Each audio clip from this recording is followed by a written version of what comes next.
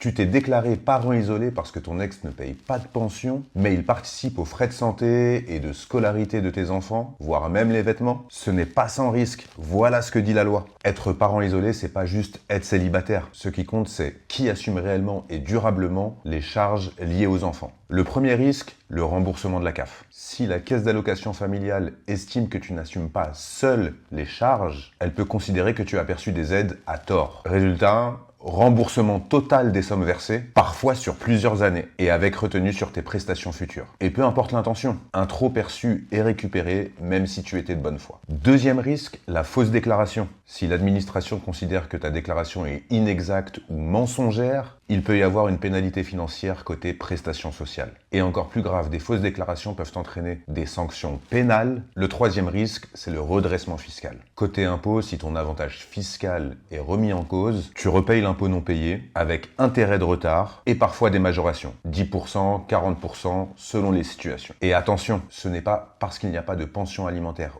officielle qu'il n'y a pas de participation financière aux yeux de l'administration. Concrètement, si ton ex paie régulièrement la mutuelle, la cantine, les vêtements, ton statut de parent isolé peut être contesté. La solution la plus sécurisée, un jugement ou un accord écrit clair. Voilà, maintenant tu sais. Et pour éviter les erreurs qui coûtent cher, abonne-toi.